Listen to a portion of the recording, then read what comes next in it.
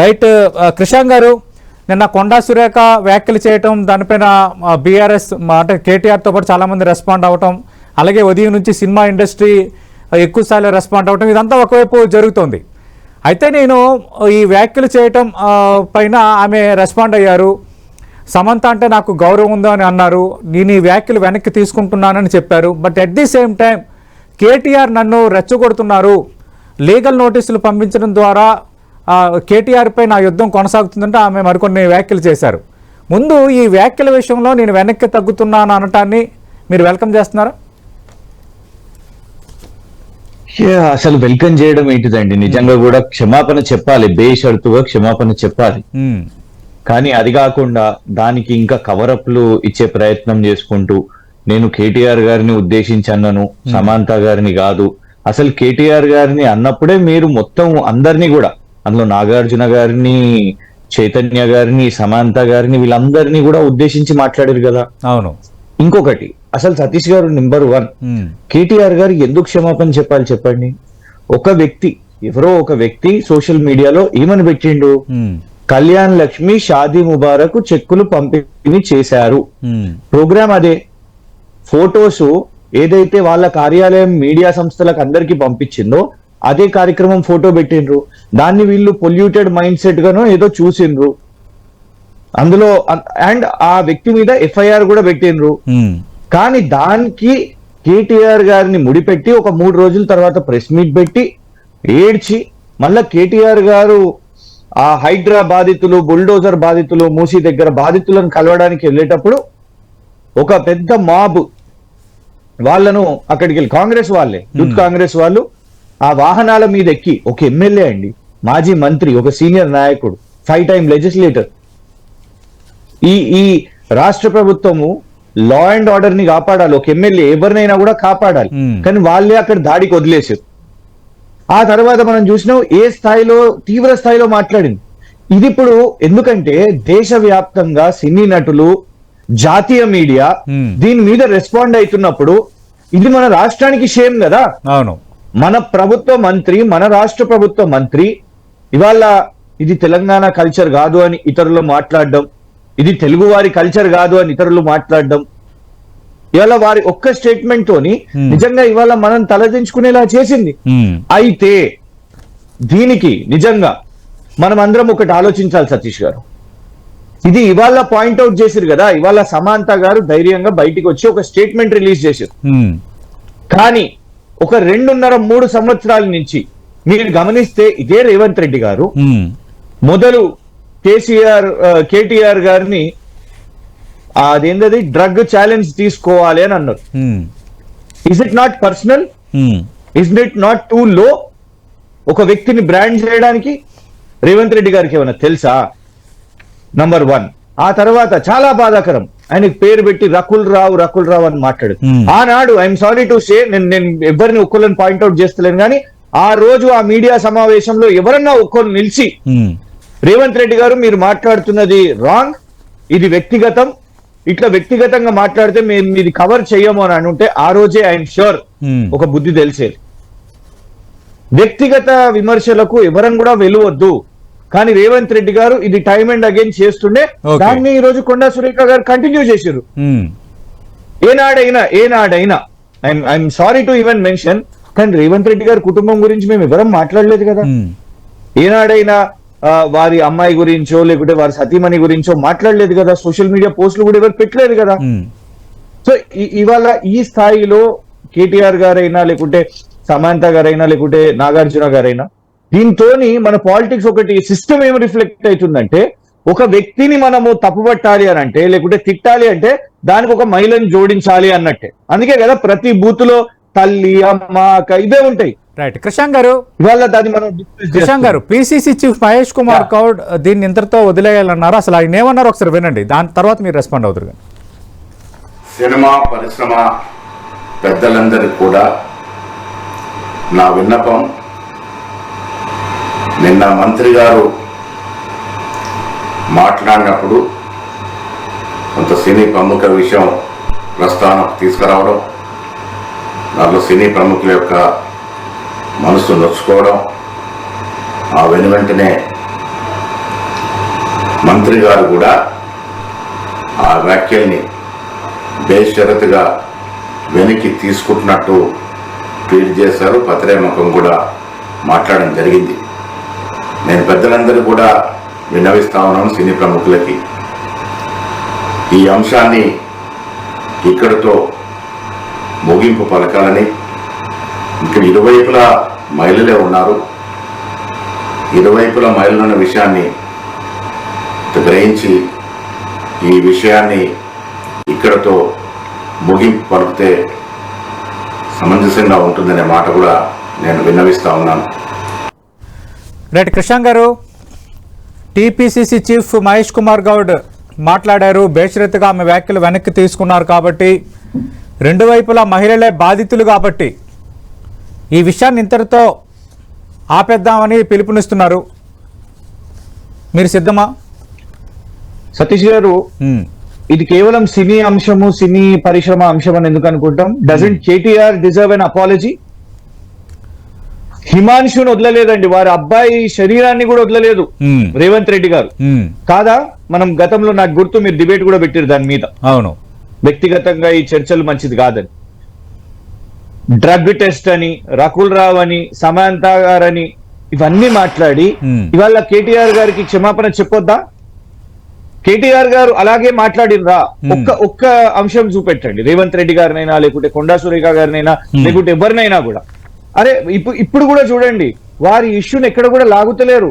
వారు మూసీ గురించి మాట్లాడుతున్నారు, అదాని గురించి మాట్లాడుతున్నారు, 1,50,000 కోట్లు ఎందుకు ఖర్చు అవుతున్నాయి మూసీ కాంట్రాక్ట్ అని అంటున్నారు, బుల్డోజర్ గురించి మాట్లాడుతున్నారు, పబ్లిక్ ఇష్యూసే మాట్లాడుతున్నారు కదా. దాన్ని డైవర్ట్ చేయడానికే దీన్ని ఒకటి ఇనిషియల్ గా తీసుకొని వచ్చే ప్రయత్నం చేసింది. ఇట్లాంటి ప్రయత్నాలు చేస్తేనే సెల్స్ గోల్ అవుతుందనే నిన్న కనబడ్డది, బూమరాంగ్ అయింది ఇప్పుడు జాతీయ స్థాయిలో. గారు, అవి సమంజసమైన వ్యాఖ్యలు కాదు కాబట్టే ఆమె దీనిపైన రెస్పాండ్ అయ్యారు, వ్యాఖ్యలు వెనక్కి తీసుకుంటున్నట్టు చెప్పారు. కానీ దీన్ని ఇంకా పెద్దది చేయాలి అనే ఒక ధోరణి బీఆర్ఎస్ ప్రదర్శిస్తుందని ఆరోపిస్తున్నారు దయాకర్ గారు. సతీష్ గారు, మీకు ఎంత కిరాయి ఇచ్చినాం సతీష్ గారు ఈ డిబేట్ పెట్టమని? ఎంత కిరాయి ఇచ్చినాం సతీష్ గారు? మీరు కదా పెట్టింది డిబేట్ ని కదా, మీరు కదా డిబేట్ పెట్టింది సతీష్ గారు దీన్ని.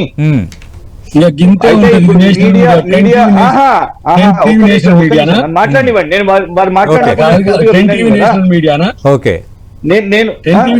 మాట్లాడేటప్పుడు నన్ను ఇదా మీరు అర్థం లేకుండా మాట్లాడితే అడ్డం పడి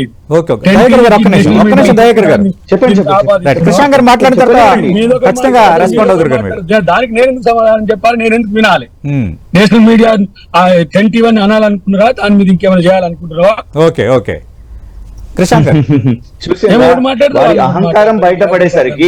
అహంకారం బయటపడేసరికి వారి మాట తీరు బయటపడేసరికి they are unable to defend. తప్పైంది, క్షమాపణ అని చెప్పేసేయండి బస్, ఇంకా డిఫెండ్ చేయకండి. కిరాయి మీడియా అంట, నేషనల్ మీడియా అంట.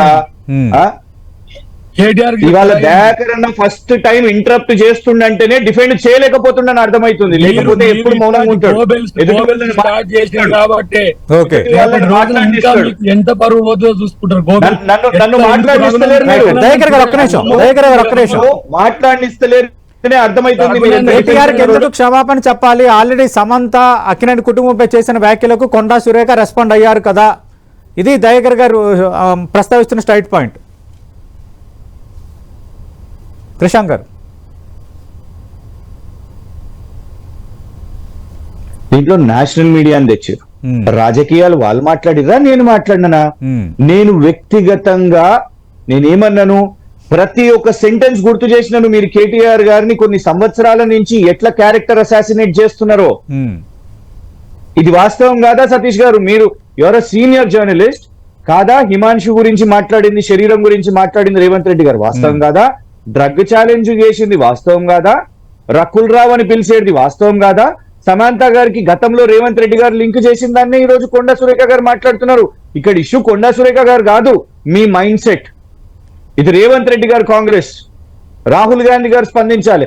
రాజకీయం అని అంటే ఎస్, సింపుల్ గా చేతులు దులిపేస్తున్నారు. అసలు ఏం సంబంధం ఉందండి కొండా సురేఖ గారి గురించి మనం మాట్లాడినరా కేటీఆర్ గారు? ఇంకొకటి, సతీష్ గారు ఎన్నో మీడియా ఛానల్స్ చూపెట్టినా ఇంక్లూడింగ్ మీ 10 TV, బస్సెస్ లో రీల్స్ చేయట్లేదా అండి? ఆర్టీసీ బస్సెస్ లో రీల్స్ కాలేదా? దాని గురించి మాట్లాడితే దాన్ని నరేటివ్ వీళ్ళు దింపారు, అవుతున్నాయి, రీల్స్ అయినాయి.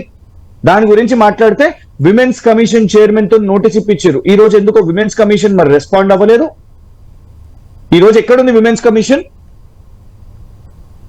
డెఫినెట్ గా కేటీఆర్ గారు మాట్లాడేటప్పుడు పబ్లిక్ ఇష్యూస్ మాట్లాడేది. యాజ్ అ పబ్లిక్ రిప్రజెంటేటివ్ ఒక పబ్లిక్ ట్రాన్స్పోర్ట్ సిస్టమ్ లో ఇది జరుగుతుంది అని ఎత్తితే నువ్వు ఇట్లా మాట్లాడతావా, అట్లా మాట్లాడతావా, రీల్స్ చేయడం. అవును, మెట్రోలలో రీల్స్ అయితే కూడా పోలీస్ కేసులు అయితలేవా?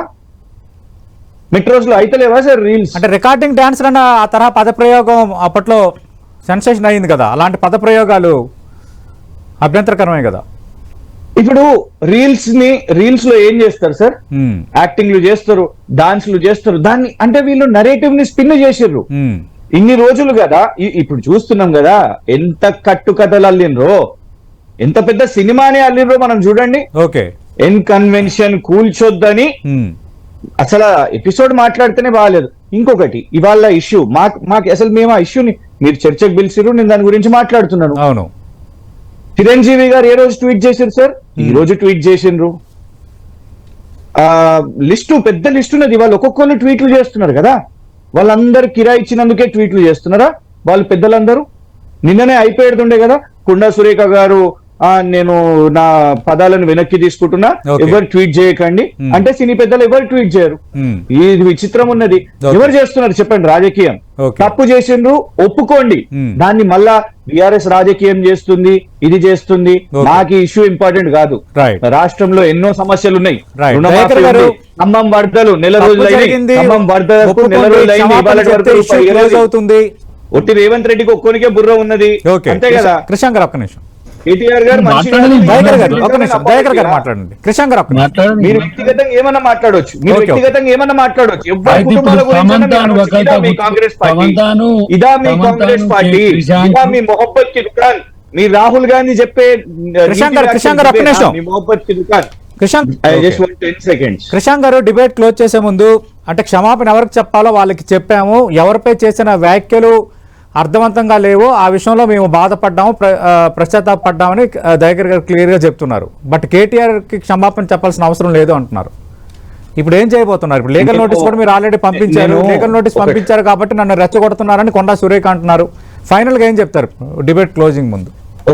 ఒక ఉదాహరణ మీకు చెప్తాను సతీష్ గారు. దయాకర్ గారు అంటే మనకందరికి, మేము వేరే పార్టీలో ఉన్న మానవీయ కోణంగా ఎందుకు మాట్లాడతాం? ఎందుకంటే కొందరు బ్రదర్స్ ఆయనను టార్గెట్ చేస్తారు అని అందరికి కనబడుతున్నది కాబట్టి దాని గురించి మాట్లాడతాం. ఒక్క నిమిషం నన్ను చెప్పనివ్వండి. ఎందుకు అంటే కేటీఆర్ దగ్గర ఉన్ననో బ్రదర్ అనో కాదు, రైట్ అండ్ రాంగ్. ఇక్కడ నేను చెప్పింది ఏంటిది, అసలు సందట్లో సడేమియా అంట. అసలు అంటే తెలంగాణ ప్రజలు చూసే ఈరోజు ఆలోచిస్తారండి. మీరు కేటీఆర్ గారిని ఇందులో లాగి లేని కేటీఆర్ గారిని, అసలు కేటీఆర్ గారు ఇందులోకి ఎందుకు వచ్చారు చెప్పండి? మీరు అంటున్నారు ఆ సోషల్ మీడియా పోస్ట్ అని.